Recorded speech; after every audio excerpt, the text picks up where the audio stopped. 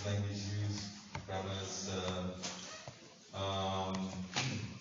scientific study of language in general. And the first 2 weeks we talked about English mostly. So we looked at English among the worst languages, how many English speakers there were, what kind of Englishes, evolution of the language a little bit, what kind of language family English belongs to, which other languages influence English. Last week we looked at the vocabulary, how to study vocabulary, frequency studies, how do you come up with systems for your smartphone, predictive texting there, and we looked at how many English words a normal average speaker knows, how many words there are in the dictionary, why there are so many words in the dictionary, why there are words that never enter in the dictionary. So all these things, and today we'll look at something a little bit more general, although we'll look at the way English is written, okay? So we'll look at English writing a little bit. But in general, we'll think about how to represent speech, okay? So it's interesting because all human languages are spoken, but there are many human languages which are not written, okay? So writing is still extremely important in human culture, okay? So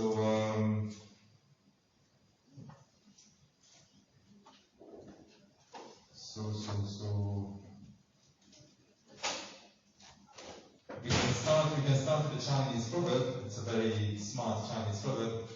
It says the palest ink is better than the sharpest memory. Okay? Ink, c'est quoi? C'est encre.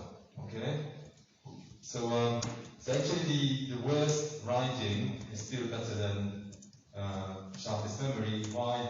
Because the memory dies with people, right? So even if you are smart, you would end up, dead, and all your smartness, all your memory gone. So writing is, although we know that writing is secondary to language, so there are many languages which are not written. So you can perfectly well speak a language without writing it. And also we know that children, for instance, they have to learn how to read and write, but they don't have to learn how to speak, right? En fait, vous faites aucun effort quand vous apprenez votre langue maternelle, vous le faites ça sans instruction, alors que écrire et lire, vous êtes obligé d'aller à l'école. Donc ça s'apprend avec l'apprentissage explicite à l'école, écriture, lecture, alors que parler une langue, ça vous pouvez juste faire ça sans instruction. Okay? So writing is still a great human achievement. It allows you communication across space and through time. Obviously, with the telephone it works as well, but you can send messages to Australia. Okay? Through time as well, so you may read messages of people who have been dead for ages, right? So across time, across space, communicate with people, and also the huge amount of culture, like societies, history, science, technology, is not recorded in writing. Okay, so we would be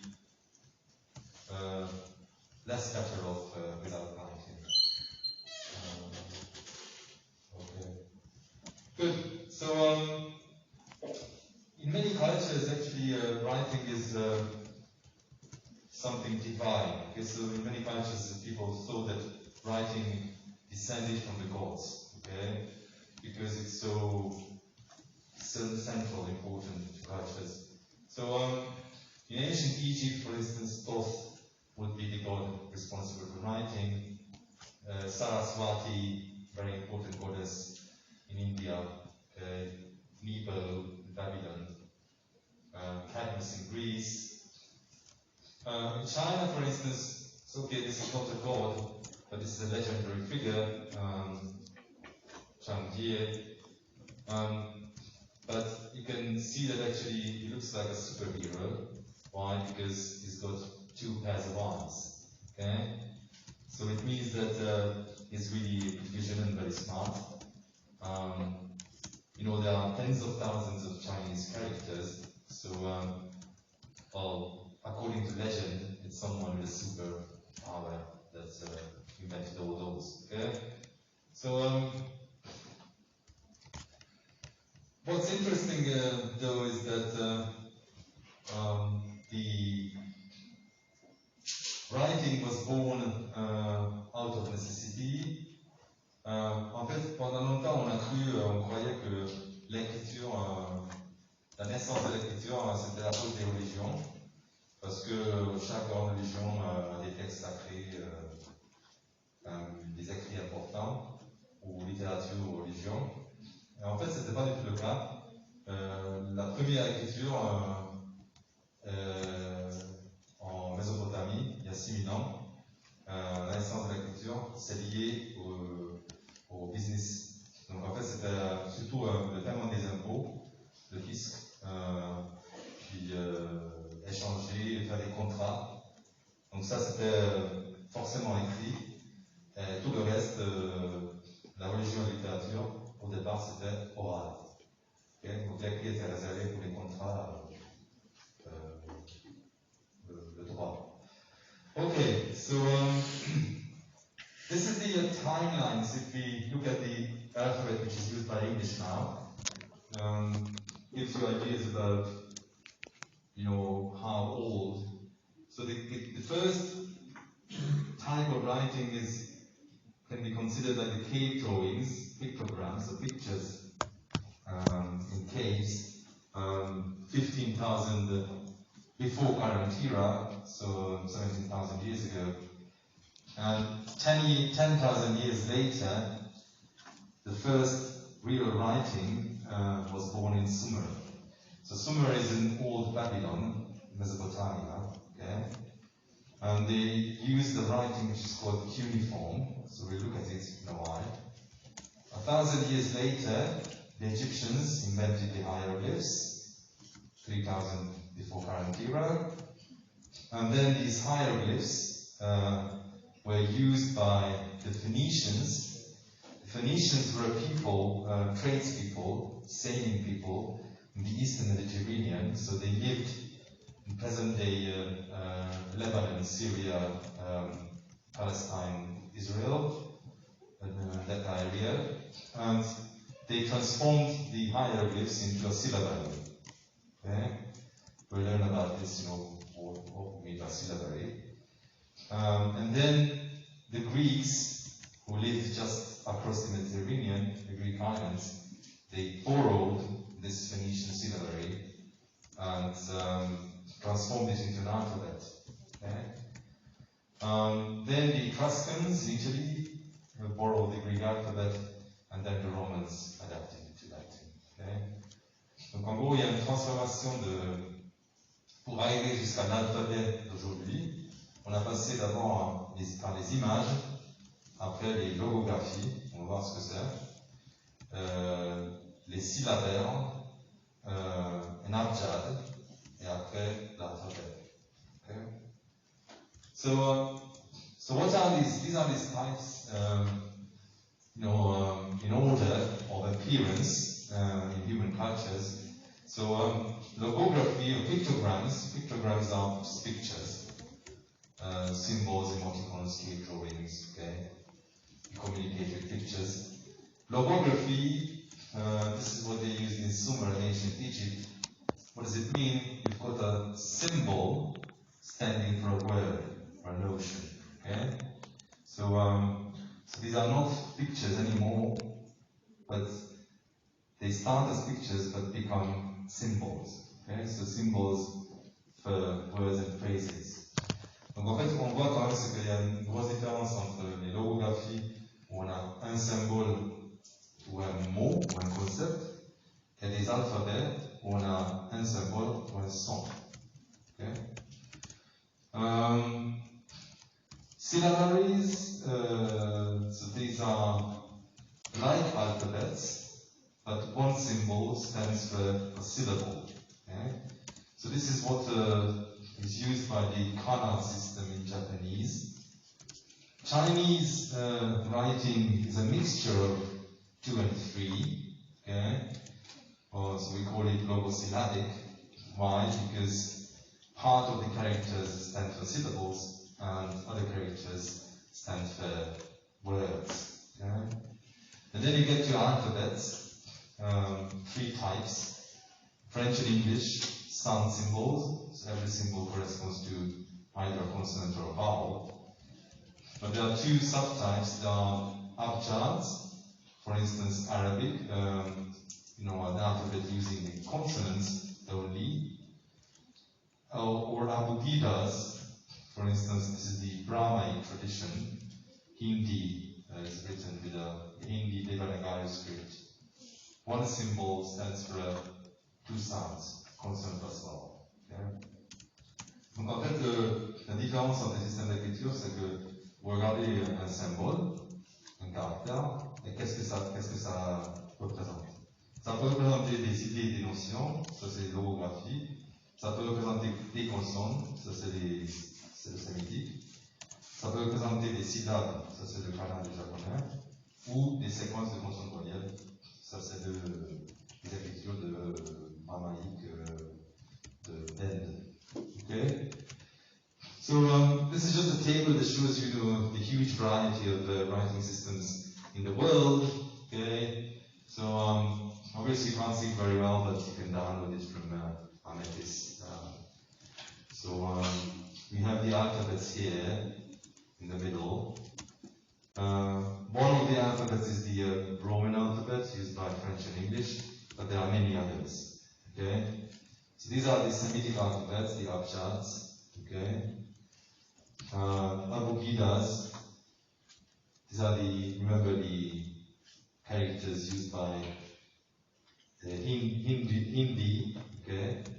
So consonant word sequences. Korean, Japanese, and Chinese. We'll talk about these today. Braille, which is an alphabet for the blind. Okay, so the tactile alphabet. And even, so there's a variety of types. Ça, c'est des typologies de système d'écriture. Mais aussi, il y a une variété de graphèmes, en fait, comment on écrit. So this is, again, it's just an extract of different types of writings used by humans. The same word, omniglot, okay, so it's Greek for every language, is written in different writing traditions, okay? So they're really nice, okay? So you have Arabic here, Khmer here, Malayalam there, Malaysia, Japanese katakana or hiragana, Gujarati, okay? Gujarati is using abugidas, Georgian, Gaz, Ethiopia, Coptic, and so on. Very nice. So huge variation in writing styles as well, types and styles. Okay, good. So let's look at the types then. So the first type is symbols or pictographs. So at the beginning, direct images of things, animals, and people. Okay. Actually, it's interesting because you use these even today as pictograms. Okay. Donc, le début de l'écriture, 17 000 ans, il y a 17 000 ans, c'est des dessins dans les grottes. Et en fait, aujourd'hui, on les utilise encore parce que ça marche très bien pour communiquer. avec les pictogrammes. C'est quoi ça? C'est des images qui ont des significations, ça on connaît, c'est des toilettes, Wi-Fi, l'endroit où on peut pique-niquer.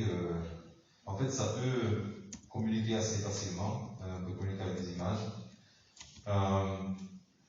Again, modern usage of symbols, pictograms, emojis, right? Emoticons. You can convey very easily complex states of mind, right? So pictographs, symbols, the oldest and the newest type at the same time for writing. Ideograms, basically a little bit like pictograms, but there's a message, an explicit message. So for instance here, in this place, you know, you can't wear guns, you can't smoke, you can't eat, you have to be dressed properly, no pets allowed, and be silent, right? So ideograms convey ideas. So what's the difference between pictures and pictograms and logographies? Okay, so there are two major types of logographic writings. The first is the Sumerian cuneiform and the Egyptian hieroglyphs. Okay, so we call this cuneiform because of the shape. Okay, shape of the writing. En fait, ça c'est l'écriture la plus ancienne qu'on connaisse. Ça a 6000 ans à peu près. Et en fait, ça s'appelle cunéiforme en français. C'est à cause de la forme des caractères. La forme, c'est conditionné par le support. Donc, en fait, c'était en Mésopotamie, Babylone, ancien. Enfin, il n'y avait pas de papier, et puis même pas de pierre, parce qu'en fait, c'était le désert. Donc, qu'est-ce qu'ils faisaient? Ils faisaient des tablettes d'argile humidifiées, et quand c'était humide, ils ont imprimé dedans avec des outils assez simples, ces formes-là. Ces formes-là. Après, on peut lire comme ça. Et après, ça a séché au soleil. Et ça y est, on avait des archives. Okay. D'ailleurs, si ça vous intéresse, si vous avez l'occasion, à Marseille, à l'IHIT, il y a toute une partie avec l'ancien Moyen-Orient. Vous avez énormément aussi des hiéroglyphes, mais aussi des écritures cunéiformes. C'est bien expliqué. C'est l'occasion. Okay, so what's the difference between a picture and a logography? The difference is the following: that actually, just one symbol can stand for several things. So this looks like the sun, okay, but it can also mean star, sky, or God. Okay. So according to depending on the context, it may mean different things. So this is more obvious. This is a hand, but again, it's a very abstract representation of a hand. So you have to imagine it somehow. So corn, so the maïs, okay. Again, it's not a direct picture, okay. So it's transformed in order to be able to print it, okay. Pourquoi il fallait transférer, pourquoi il fallait simplifier les images? C'est parce que ça a été imprimé en fait. Ça a été imprimé avec les outils dans de l'argile mouillée. Du coup, il a fallu vraiment tout simplifier. On ne pouvait pas faire des dessins sophistiqués. Five, it's quite easy. It's 5 strokes. So if it's 5, this is 13. So the question is, what does the circle stand for? C'est quoi le cercle alors? Ouais, 10, bien sûr c'est 10, on devine, ok? Oxen, ça c'est le bœuf, fish.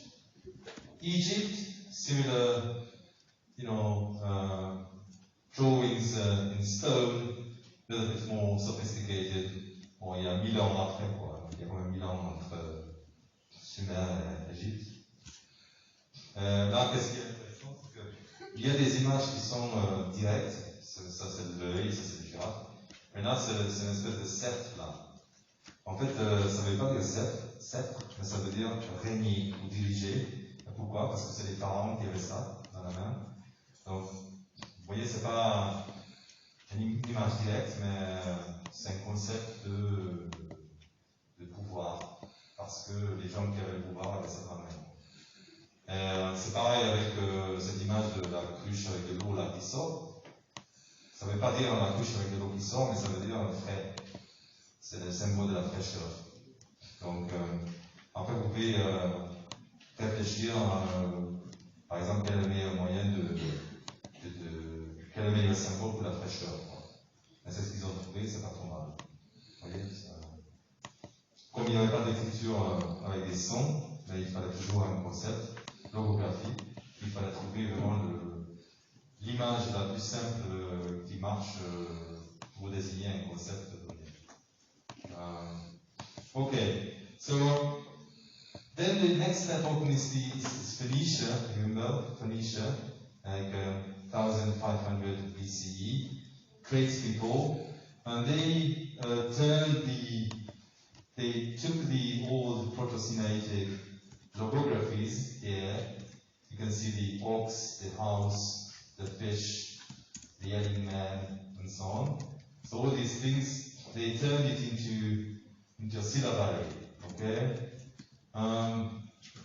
So these are the Phoenician symbols widely used in the Middle East. And actually these symbols gave birth to the Hebrew script and also the Greek, Latin and English, okay?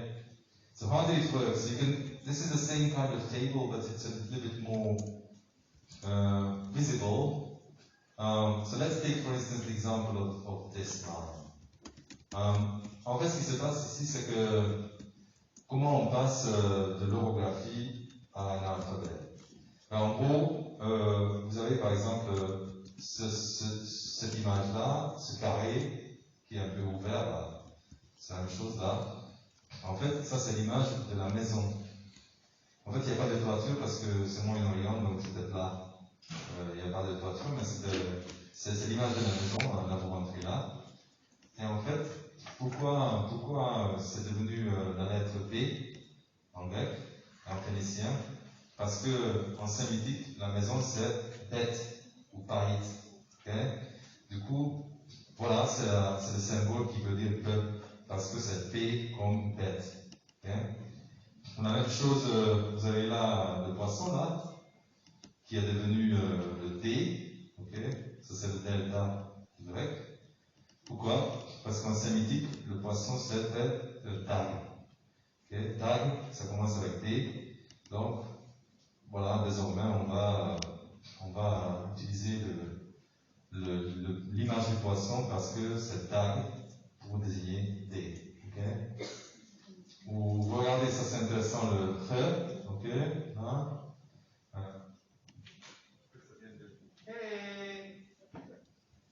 So it's a yelling man, okay? Yelling hey, and interestingly it turns into a vowel in Greek. Et en fait, ça c'est l'histoire, c'est vraiment très intéressant. C'est que voilà, il y avait ce symbole-là, c'est quelqu'un qui crie. Et en fait, les Grecs, quand ils ont emprunté l'alphabet des Phéniciens, ce qui s'est passé, c'est que le phénicien, c'était une langue sémitique, avec des sons gutturaux, plein de sons formés dans la gorge. Et en grec, il n'y avait pas ça.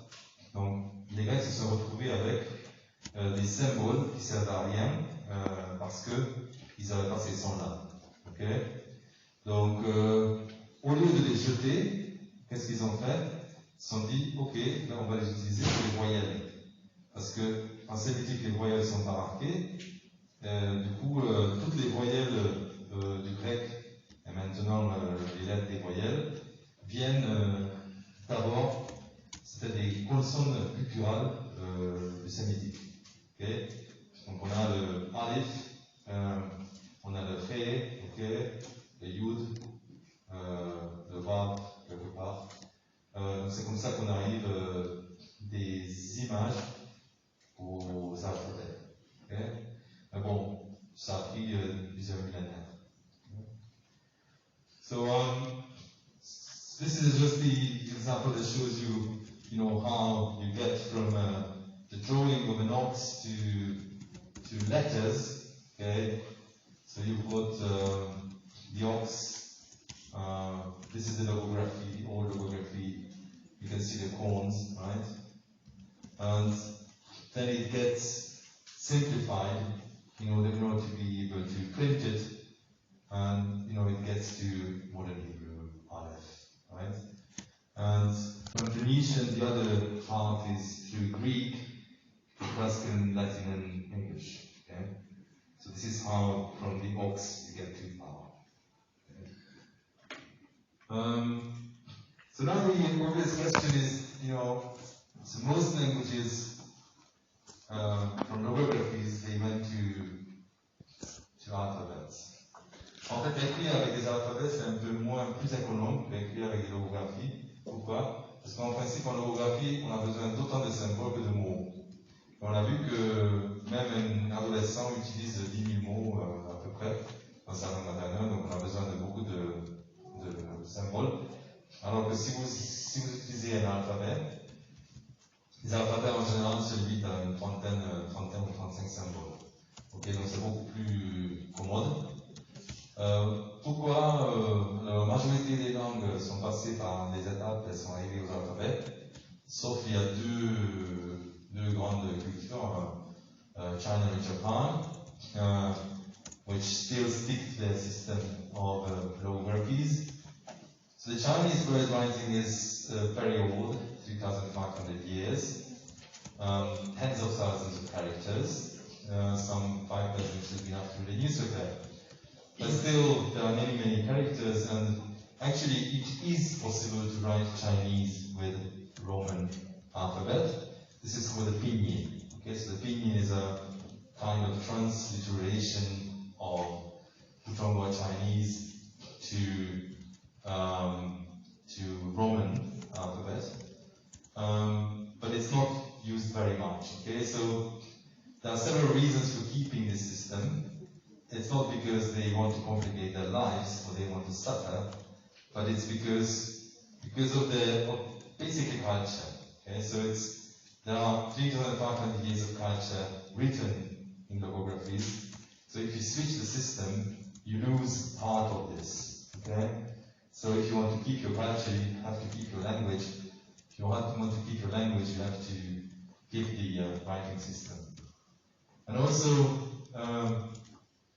China is huge, it's more like an empire, so there are people who wouldn't understand each other in speech, but the writing is still the same.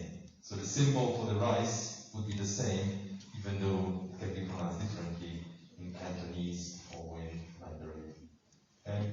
So there are very good reasons to keep the system of logographies. Okay? The other system is Japanese, with a mixture of logographies and syllabic writing. So syllabic writing is more efficient than word writing. En fait, il y a moins de types de syllabes que de mots, mais ça dépend des langues. En fait, en français, on a quand même besoin de plusieurs centaines de caractères si on voulait un caractère pour chaque syllabe. En japonais, heureusement pour eux, l'inventaire syllabique est extrêmement restreint. En gros, on a des syllabes de type consonne-voyelle comme ta, keki, ok? Et parce qu'il n'y a pas beaucoup de types de syllabes, ils s'en sortent avec 46 caractères, qui est pas loin des alphabets. Les alphabets en général, c'est 30. Okay? So there are two major systems in the kana, the katakana and the hiragana. Hiragana is more like for native words, and katakana is for loan words, for instance, it's much more complicated. But they also use ideographic characters, kanjis. Okay? These are like the Chinese logographies. Okay? So it's a mixture of the two. You can use these to disambiguate words. Okay? En fait, ce qu'il faut retenir, c'est que les raisons de choisir ou de garder un type d'écriture, ça peut être culturel, comme dans le cas de la Chine, mais ça peut être aussi japonais est très bien adapté à une écriture syllabique, alors que le français le serait beaucoup moins. Okay? Korean is interesting because it shows you that you can switch from one system to the other. So Korean used to be written with logographies.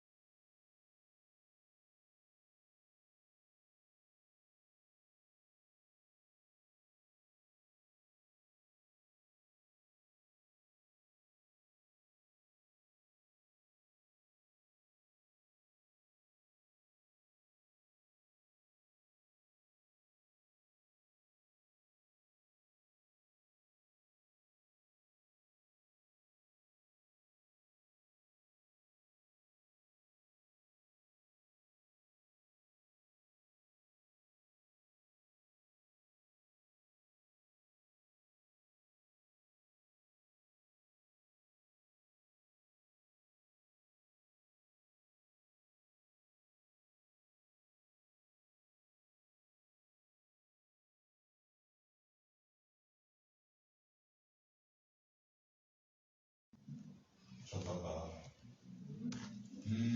Qu'est-ce que vous faites? Vous utilisez les lèvres. Ok? Donc, c'est quoi ici? Vous voyez un petit peu les lèvres, parce que le même, on fait comme ça. Ok? Donc, en gros, c'est les symboles qui un peu essaient de représenter comment le son est produit. Par exemple, vous avez là le K, faites le K, faites-le. C'est pas compliqué quand même. Qu'est-ce que vous faites? En fait, avec la langue, vous allez derrière, vous touchez le palais mou. Donc c'est ce que vous voyez là. En fait, c'est la langue qui va derrière, la touche derrière le palais mou. Et quand vous regardez le N, vous faites un N. Vous faites quoi? Avec la langue, vous allez en avant et vous touchez derrière les dents. Donc c'est l'inverse un petit peu de que. Ainsi de suite. Donc vraiment, c'est assez joli comme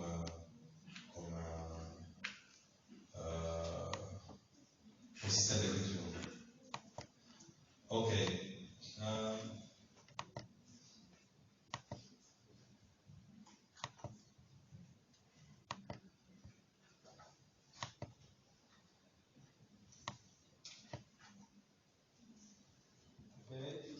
So, yeah, can you read this?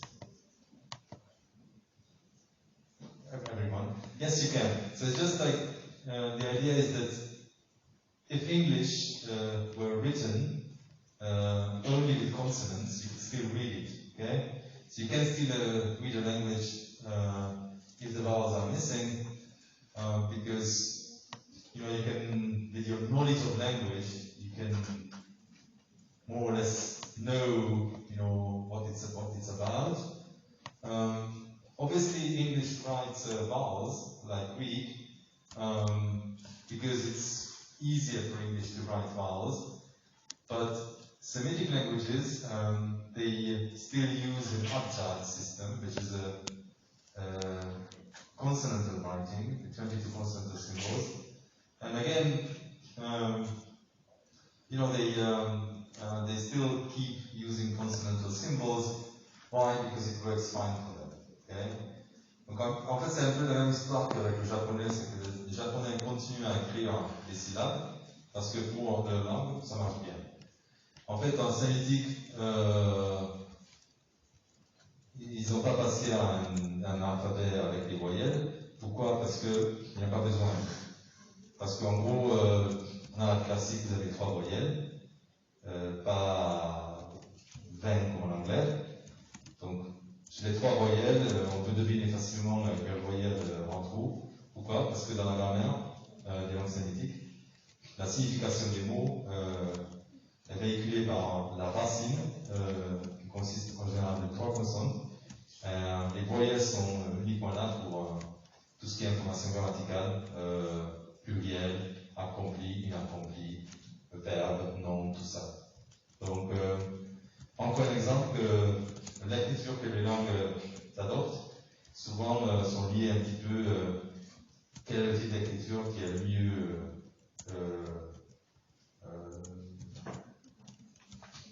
pour leur système.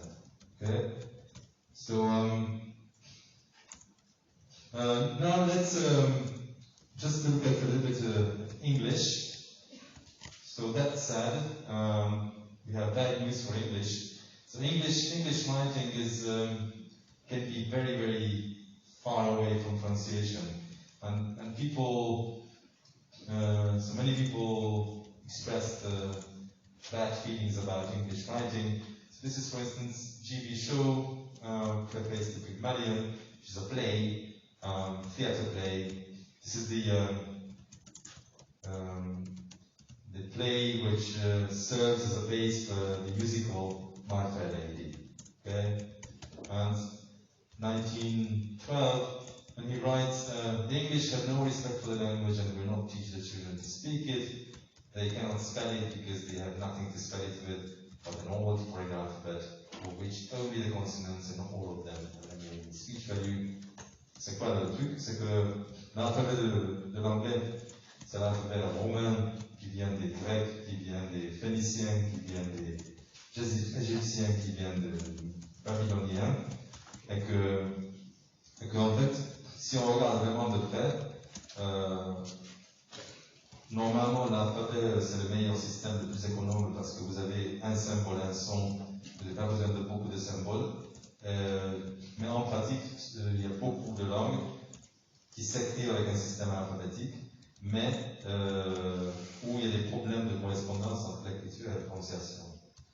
Je pense que vous avez tous vécu ça, je pense que vous avez été torturés par les règles d'orthographe dans votre scolarité, même en français.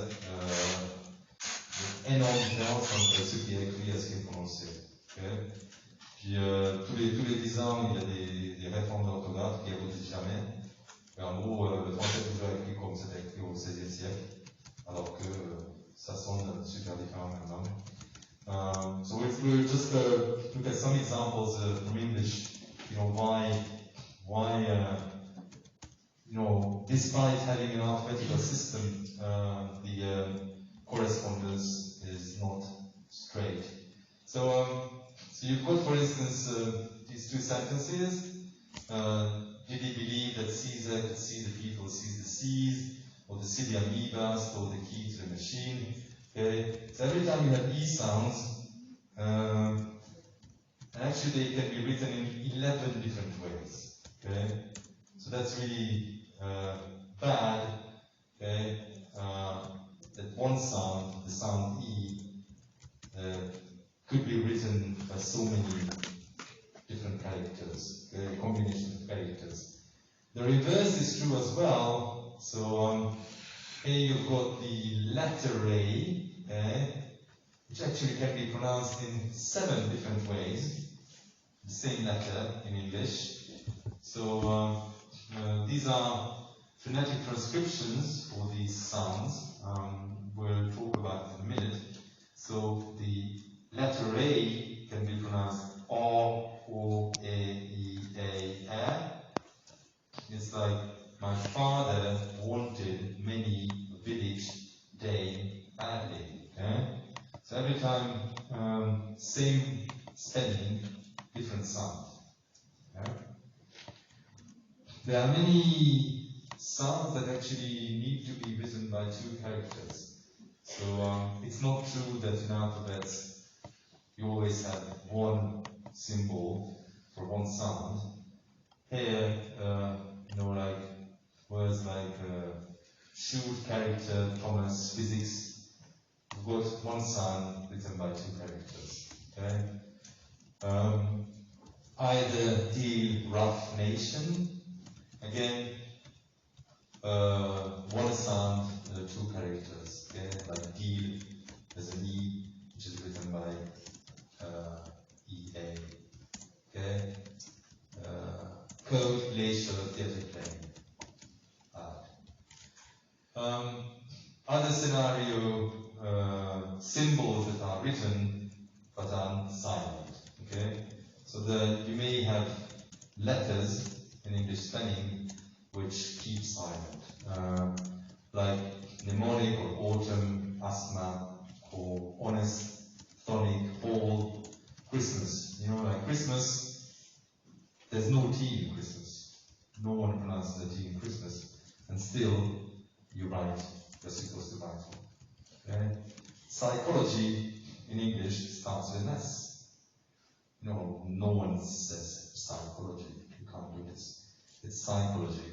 And it's still in the writing, so that no bar, phthalate, there are many zillions of examples. This is the other, again, another scenario. So words when there are sounds appearing which are not written. Okay? So you've got cute, fume, and use. You can hear a y sound every time, but there's no y written here. Okay? So actually you can see the importance of these problems spelling by you know, like you've got two indefinite articles in English.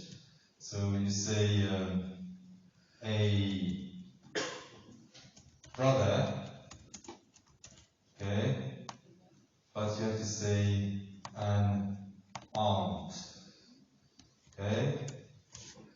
See? So why do you do this? So you use a when the next word starts with a consonant, and you use an when the next word starts with a vowel, right? So a brother, but an aunt.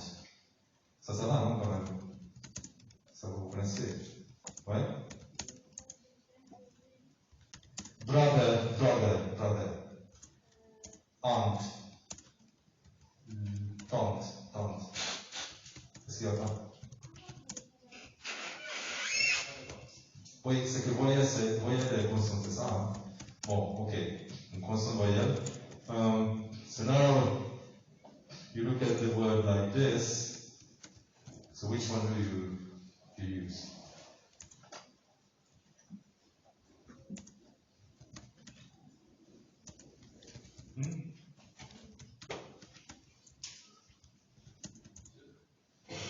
Lequel? Ah, c'est ça, hein? No. You say a use. Why? Because actually this begins with a year. Okay? A use. So you say a use of English and not an use of English. Okay? So so there are consequences for this. When you put a word like this, what do you use? An hour. Why? Because this is not pronounced. Okay? So an hour and a half and not a hour. So there are consequences, grammatical consequences, differences between spelling and pronunciation. Okay?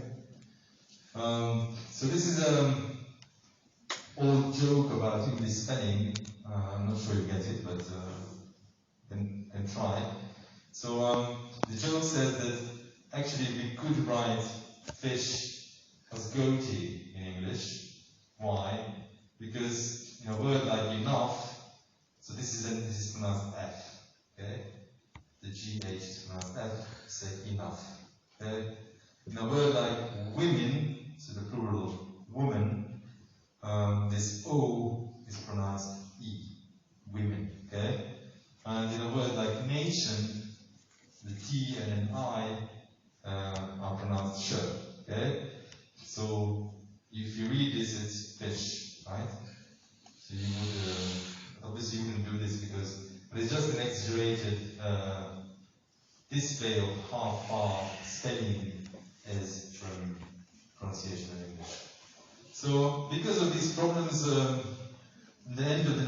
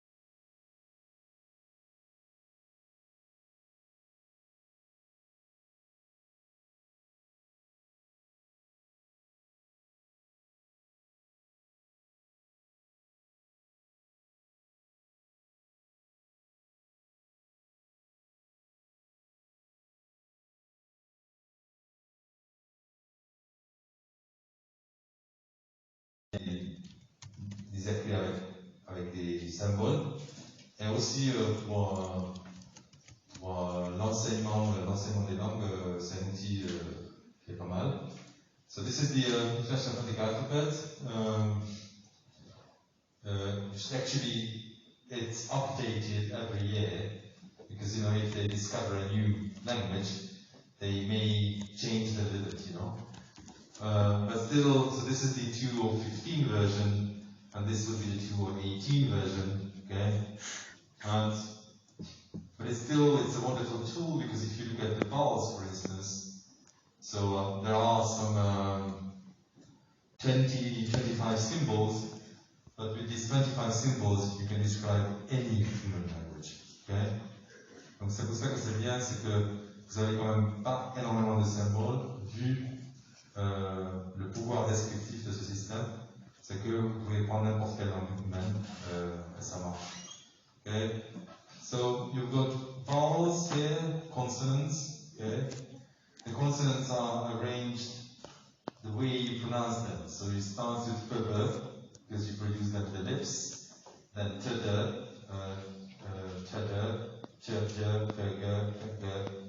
okay? So you go down to the throat. Okay?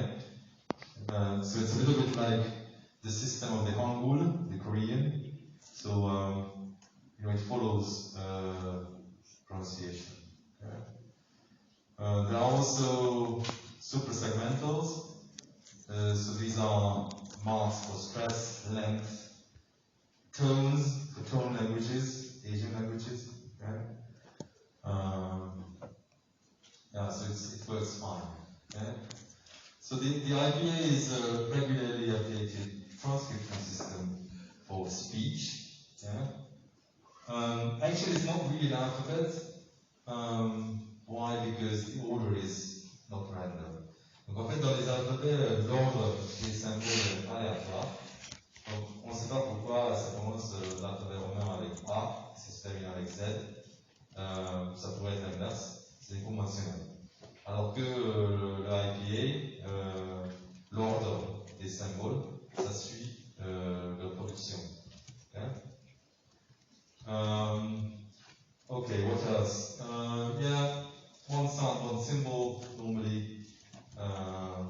C'est pour ça que ça marche aussi pour les langues comme l'anglais ou le français, où c'est le gros bazar entre l'orthographe et la prononciation. Consonants and vowels, so both types of sounds are written suprasegmentals and diacritics. Okay, so the readings for this lecture is mostly the one on the English Wikipedia writing system. Okay, so you can read this. There's also a chapter, a book chapter. It looks a little bit long, but actually it's full of pictures and cartoons, and it's a very nice read. And it will be on Amethyst in PDF. Yes, you don't have to go to the library. You can download it from Amethyst. It's an interesting reading, and you may want to have a look at the